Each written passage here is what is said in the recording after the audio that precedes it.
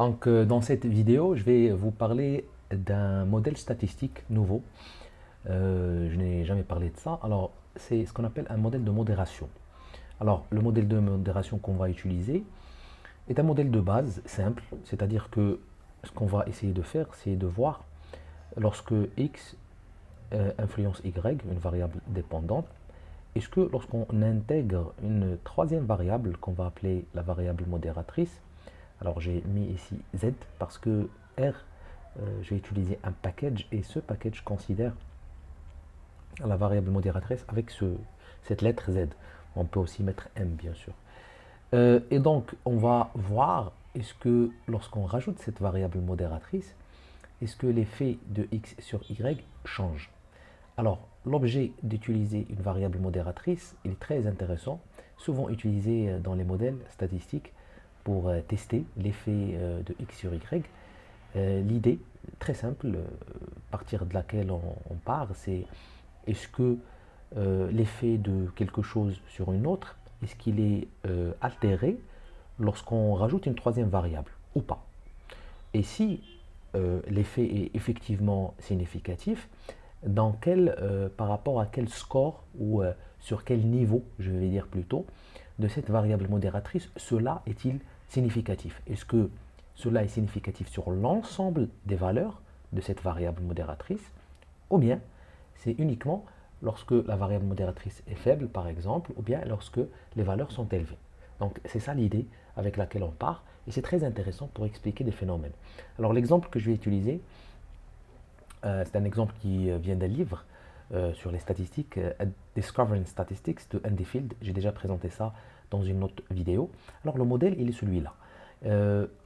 C'est en général, Andy Field est un psychologue, donc il travaille sur des modèles liés à la psychologie. Et il vous présente ce modèle, il dit que est-ce que l'agressivité, alors c'est Y, c'est l'équivalent, hein, c'est la même chose, j'ai juste changé les termes par des variables. Et donc, est-ce que l'agressivité de l'adolescent, je crois que ce sont des adolescents, est-ce qu'il est influencé d'abord par le nombre d'heures de visionnage de jeux vidéo? C'est une idée que nous pouvons avoir, bien sûr. Mais est-ce que la sensibilité de la personne joue quelque chose dans cette relation? Est-ce que lorsqu'on est très sensible, est-ce que effectivement, lorsqu'on regarde beaucoup plus de jeux vidéo, est-ce qu'on devient plus agressif ou bien l'inverse? Donc voilà, on va essayer d'expliquer d'abord cette relation directe, x et y, et on va voir, lorsqu'on va intégrer cette variable dans le modèle, qu'est-ce qui se passe dans cette relation entre les deux variables. Donc je vais passer sur R, et voilà, donc je vais importer ce fichier qui s'appelle Video Games, qui justement a des colonnes relatives à ces variables. Et donc, je vais essayer de vous donner dans la description un lien pour télécharger aussi ce fichier, bien sûr, pour suivre toutes les étapes et essayer, bien sûr, de voir par vous-même. Alors, cette première vidéo, parce que c'est une première, je vais aussi poster une deuxième où je vais analyser les résidus. Et vous allez voir que les résultats qu'on va obtenir, excusez-moi, pas les résidus, les valeurs aberrantes. On va voir qu'il y a beaucoup de valeurs aberrantes dans cette base de données et que lorsqu'on va les supprimer, les résultats vont complètement changer, les résultats du modèle. C'est pour cela, et il était plusieurs fois, que c'est fondamental de bien analyser la base de données, supprimer des éventuelles valeurs aberrantes avant de faire l'analyse statistique. Mais dans cette vidéo, pour ne pas la rendre vraiment complexe et longue plutôt, je ne vais pas analyser les valeurs aberrantes, je vais uniquement analyser les résidus, voir est-ce que les résidus respectent les différentes hypothèses sous-jacentes justement à la régression. Donc, voilà, donc je vais importer cette base, donc vous avez ici le résumé, donc on a une première, donc ça c'est juste les ID des personnes, on a 422 personnes, 442 pardon, on a la première variable qui est notre variable Y, agressivité, video games, on a dit que c'était la variable X, donc le nombre ici c'est en termes de visionnage, je pense que c'est en heures, et ça c'est la variable de sensibilité. Alors en anglais c'est color traits, ça veut dire on a mesuré si vous voulez le degré de sensibilité de la personne sur une échelle. Donc le maximum qu'on peut avoir c'est 43, le minimum bien sûr c'est 0. Alors j'ai changé juste les noms pour que ça devienne en français, comme ça tout le monde peut comprendre.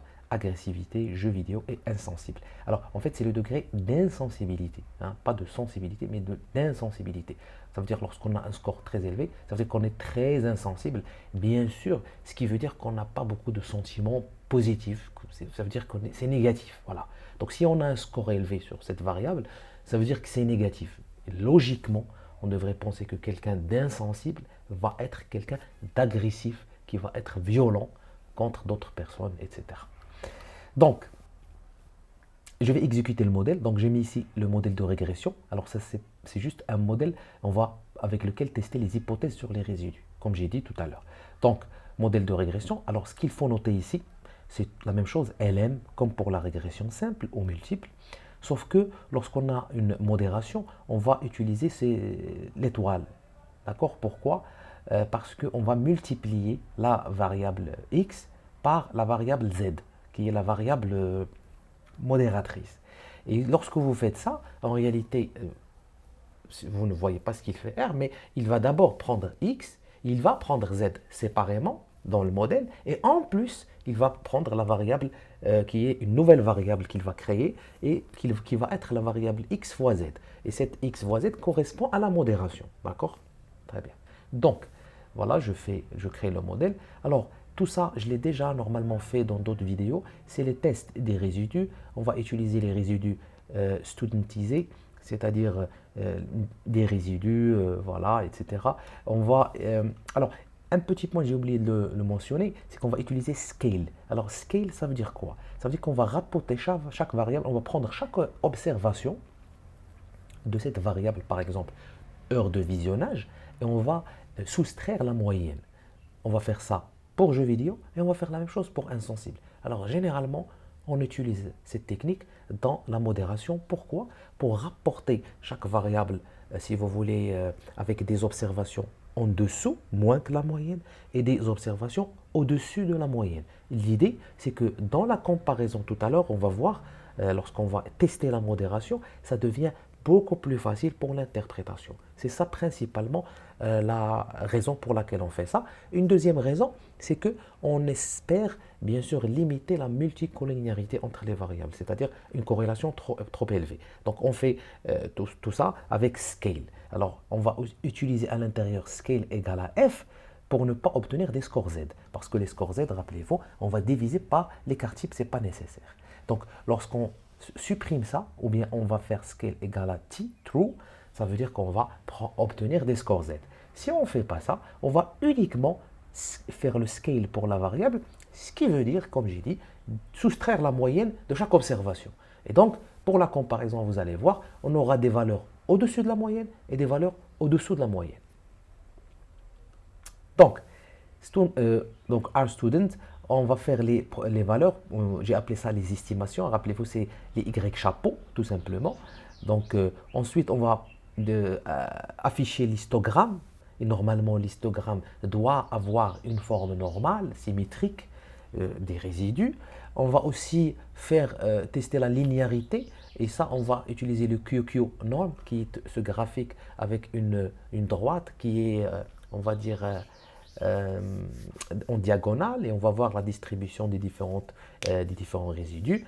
Et puis, on va faire la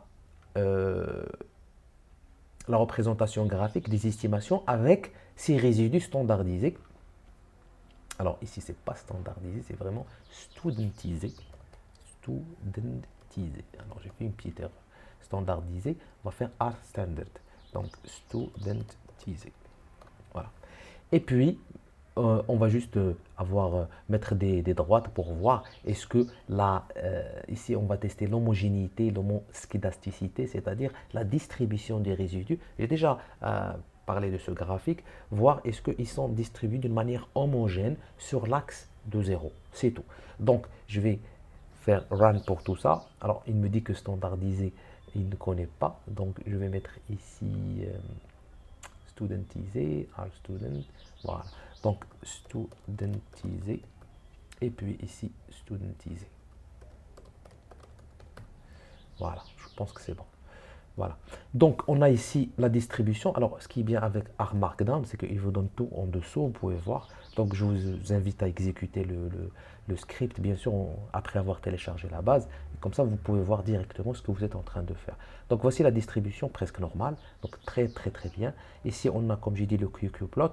Et cherche toujours à ce que les résidus soient bien, si vous voulez, distribués sur cet axe qui représente une parfaite normalité.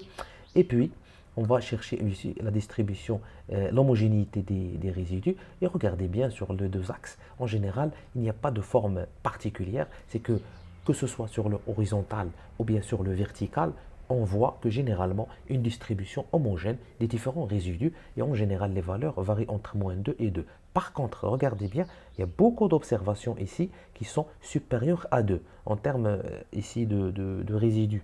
Alors les résidus, pardon, ici, voilà. Regardez ces observations ici, supérieures à 2 et aussi d'autres valeurs qui sont inférieures à -2. Alors lorsque je vais supprimer des valeurs comme celle-là, des observations comme celle-là, vous allez voir que le modèle va changer dans la vidéo suivante.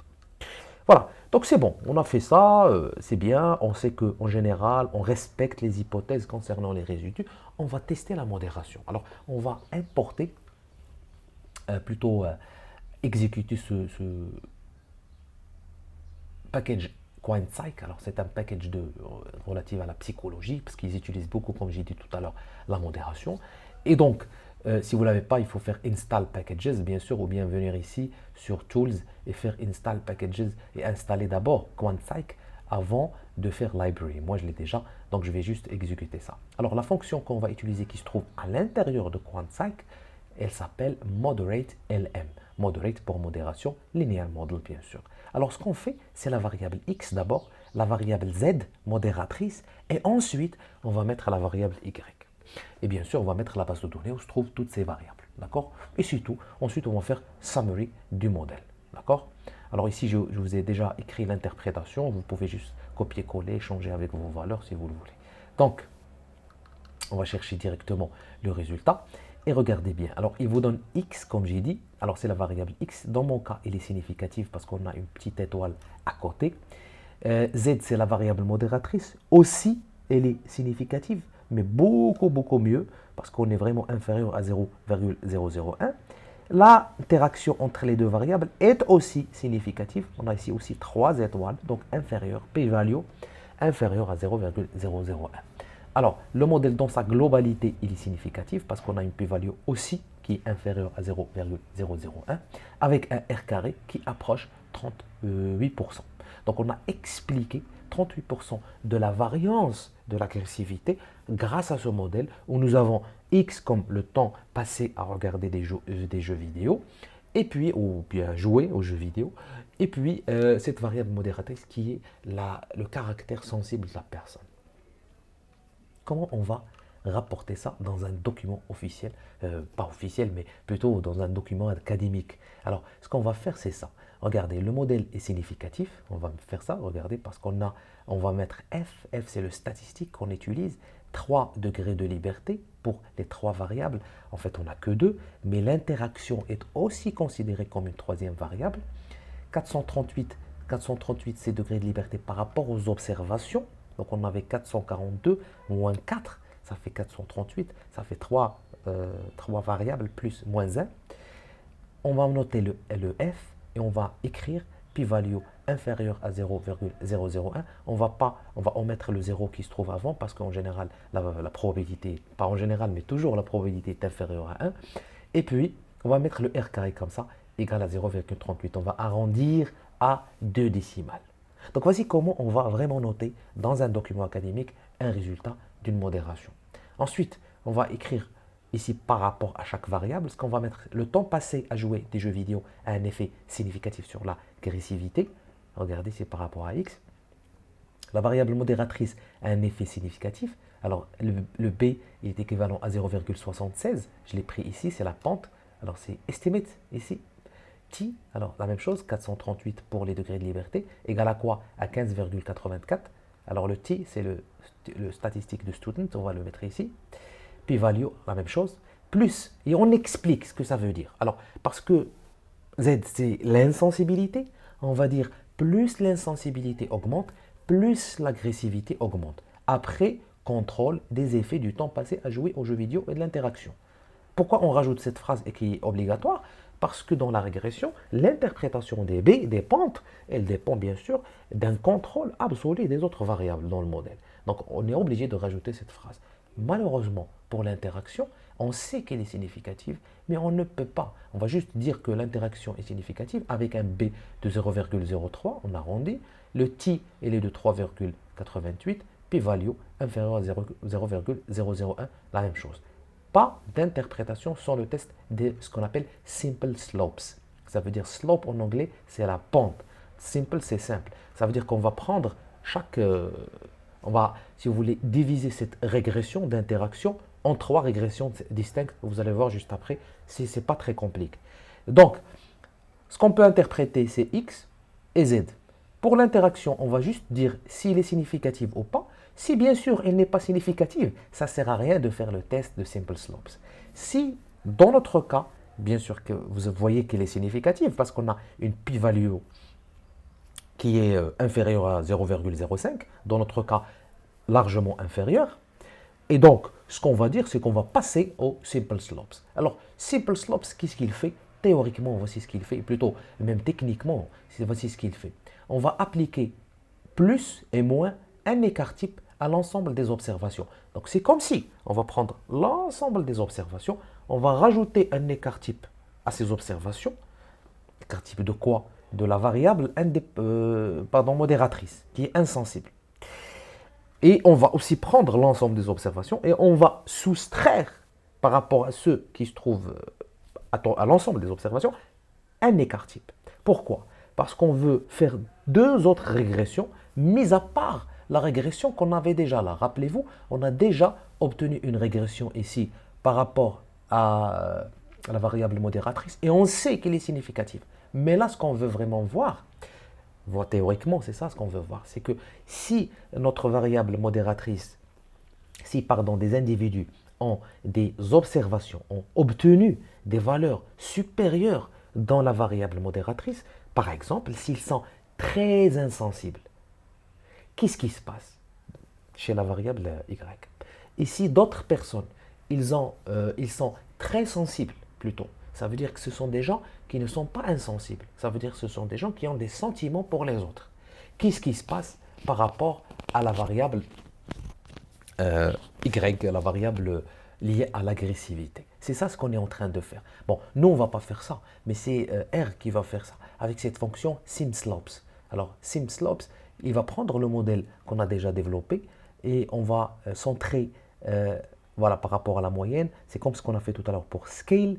On va dire dans cette fonction de décrire mean center, ça veut dire mean c'est la moyenne, on va centrer par rapport à la moyenne la variable insensible. C'est tout. Regardez ce qui se passe lorsqu'on fait ça. Alors, je vais essayer de zoomer sur ça. Et regardez ce qui se passe. Alors, ce qu'il fait, c'est qu'il vous donne par rapport à Z, il va vous donner high, ça veut dire, comme j'ai dit, un écart type au-dessus de quoi? De mean, qui est la moyenne. Il va vous donner un nouveau slope. Slope, c'est, comme j'ai dit tout à l'heure, c'est la pente. Alors ici, la pente, elle est positive. Qu'est-ce qu'on comprend? On comprend que si on est à un degré, en termes de sensibilité, qui est élevé, d'insensibilité, pardon, qui est très élevé, alors ça augmente l'agressivité. Pourquoi? Parce que c'est positif. Je continue d'abord l'explication de high. Alors, on va chercher ce qu'on appelle ici, alors low, c'est faible, et upper, c'est high. Alors, il vous donne un intervalle de confiance. De quoi? De ce slope, de cette pente. Il vous dit, voici le minimum que vous allez avoir dans la population. Voici le maximum que vous allez avoir dans la population. Ce qu'on va chercher, est-ce que 0 se trouve à l'intérieur de cet intervalle? Alors, si vous regardez ici 0,42, ce n'est pas 0 bien sûr, et donc 0,24 minimum, 0,61 maximum. Alors 0, est-ce qu'il se trouve à l'intérieur? Non. Ça veut dire que dans l'ensemble, et théoriquement dans la population, on ne va jamais trouver une pente qui est de 0. Et donc, ce que ça veut dire, c'est que c'est significatif. Lorsque les individus ont un degré sur Z qui est très élevé, l'effet sur l'agressivité, il est significatif. Donc c'est ça ce que ça veut dire.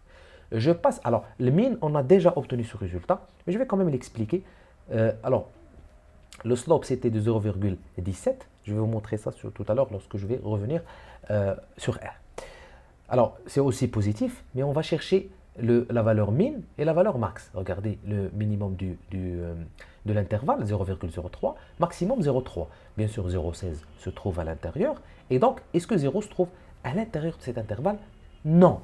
D'accord? Parce qu'il n'y a pas de valeur négative. Et donc, lorsqu'on est moyen en termes d'insensibilité, ça veut dire on n'est ni sensible ni insensible. Par rapport à notre échantillon, on est agressif généralement lorsqu'on regarde des vidéos. D'accord? Lorsqu'on joue aux jeux vidéo plutôt. Ensuite, si on est à un degré, à un écart type inférieur par rapport à Z, par rapport à la variable modératrice. Voici le slope. Alors, la pente, elle est négative. Elle est presque de 0, mais en tout cas, elle est négative, moins 0,09. On va chercher l'intervalle de confiance. On va trouver que 0 se trouve à l'intérieur de cet intervalle de confiance. Qu'est-ce que ça veut dire? Ça veut dire que ce n'est pas significatif généralement dans la population. Ça veut dire que même si la relation entre, si on a un degré faible alors d'insensibilité, ce que ça veut dire, c'est qu'on est sensible. Hein, c'est l'inverse. Ça veut dire si on est quand même quelqu'un de sensible, le fait qu'on regarde des jeux vidéo diminue l'agressivité, mais d'une manière qui n'est pas significative. Ça veut dire qu'on ne peut pas dire vraiment avec certitude que effectivement le fait d'être quelqu'un de sensible réduit votre agressivité même si vous regardez des vidéos. D'accord? C'est ça ce que ça veut dire. Donc ce qu'on va chercher, c'est la pente pour voir est-ce que c'est positif ou c'est négatif. Et on va chercher ensuite l'intervalle de confiance pour voir est-ce que 0 se trouve à l'intérieur de cet intervalle. Donc voilà, voici comment on peut interpréter les simple slopes. Alors ce qui est encore mieux, lorsqu'on aura fait ça, c'est de prendre aussi, bien sûr, un graphique qui représente aussi cette relation, et je vais vous montrer ça juste après. Alors, comment on peut interpréter ça? Alors, INT, c'est l'ordonnée, hein, c'est intercept. Alors, slope, c'est la pente relative à la variable x, jeu vidéo, à un niveau de modération. Donc, LCL et UCL, comme j'ai dit, c'est la borne inférieure et supérieure, alors je vais mettre un E ici, de l'intervalle de confiance. À un niveau élevé d'insensibilité, regardez ici, les jeux vidéo, B, alors je vais mettre B 0, alors ici, 43. L'intervalle de confiance, on va mettre ça comme ça, 95% CI, confidence interval, et on va mettre 0, j'arrondis ici, 0,25, 0,61. Voilà. Donc voici comment on peut interpréter et plutôt même commenter un résultat. Et on va faire la même chose pour à la moyenne et pour low. Alors ici, je vous ai mis uniquement à un niveau élevé d'insensibilité. Est-ce que c'est significatif? En général, on va mettre ça comme ça et on va dire est-ce que c'est significatif ou pas. Ici, c'est significatif parce que, comme j'ai dit, 0 ne se trouve pas à l'intérieur de l'intervalle de confiance. Ça veut dire que si vous faites 100 échantillons, vous n'allez pas trouver, à 95% des échantillons, vous n'allez pas trouver que 0 se trouve, 0 de la pente, bien sûr, se trouve dans ces échantillons, ce qui est quelque chose, bien sûr, de positif en termes statistiques. Donc ensuite, je vais représenter graphiquement, comme j'ai dit, les simple slopes. Ça va être la dernière chose qu'on va voir. Alors, vous allez voir graphiquement à quoi ça ressemble. Voilà. Donc, si je zoome sur ça, alors, malheureusement, je ne peux pas ici mettre la légende parce que je suis pas sur R à l'intérieur. Je suis un peu sur une autre fenêtre. Alors, ce que ça veut dire. Alors, regardez ici, vous avez un trait, comme une droite avec des points, des tirets. Alors ça correspond à la moyenne. On a vu que pour la moyenne, c'est significatif. Le rouge, c'est un écart type inférieur par rapport à la variable modératrice. Et en bleu, c'est un écart type supérieur à la variable modératrice. Alors on voit que lorsque on est sur... alors en fait, la différence n'est pas vraiment très spectaculaire ici dans ce cas. Mais ce qu'on peut voir, c'est que lorsque le temps passé augmente, alors même si vous avez des valeurs négatives, rappelez-vous, on a centré la variable. Hein, on a centré la variable temps passé au jeu. C'est pour ça que vous avez des valeurs négatives. Mais dans l'absolu, on ne peut jamais avoir un temps négatif, bien sûr. Mais parce qu'on a centré cette variable pour mieux visualiser le graphique. C'est ça l'utilité de centrer la variable. On a fait ça avec tout à l'heure mean center. Alors, lorsqu'on est à un écart type au-dessus de la moyenne, la relation entre le temps passé au jeu et l'agressivité, elle est positive. Regardez la pente qui est positive. Et ça représente le chiffre qu'on a obtenu pour slope, qui était positif. Par contre, lorsque on est un écart type en dessous de la moyenne, regardez la ligne en rouge et vous voyez vraiment que la pente elle est négative, elle ne monte pas, elle descend. Mais cette relation négative n'est pas significative comme on a vu grâce à l'intervalle de confiance. Donc regardez, vous pouvez même bien sûr exporter ce graphique et bien sûr l'apporter et le mettre sur sur votre document bien sûr pour publication, etc. Donc l'interprétation avec l'intervalle de confiance ne peut pas être, bon, elle est efficace, on n'est pas obligé d'utiliser le graphique, mais le graphique améliore. Par contre, le graphique ne vous donne pas réellement la relation, est-ce qu'elle est significative ou pas. Vous êtes obligé d'avoir ce tableau qui représente aussi les slopes et bien sûr l'intervalle de confiance pour le slope à un niveau supérieur à la moyenne et à un niveau inférieur à la moyenne. D'accord? Voilà. Donc, comment on peut interpréter ça? Dans les deux cas, très sensible et très bon, l'effet du temps passé à jouer les jeux vidéo est significativement associé à l'agressivité. C'est pas vrai. Ça, c'était par rapport à d'autres données lorsque j'ai supprimé les valeurs aberrantes. Donc, on va dire lorsqu'on est très sensible. Voilà. Je vais corriger ça. Lorsqu'on est, lorsqu'on est très sensible, non, très insensible. Rappelez-vous, c'est ça, c'est l'effet élevé. Ça veut dire un écart type au-dessus. L'effet du temps passé à jouer de jeu est significativement associé à l'agressivité. Ce n'est pas le cas, d'accord, pour les personnes très sensibles. Très sensibles, ça veut dire qu'ils ne sont pas insensibles. Donc, voilà, ce n'est pas le cas pour les personnes très sensibles. Donc, voici comment on peut interpréter, bien sûr. On va utiliser, bien sûr, l'intervalle de confiance, comme j'ai mis ici, avec 95%, etc. Voilà. Donc, j'ai fini cette vidéo sur la modération simple. Aussi, on a une seule variable modératrice. Et je n'ai pas, bien sûr, supprimé les valeurs aberrantes. Pour la prochaine vidéo, je vais faire le même exercice, mais je vais supprimer les valeurs aberrantes. Et vous allez voir que les résultats vont être complètement différents.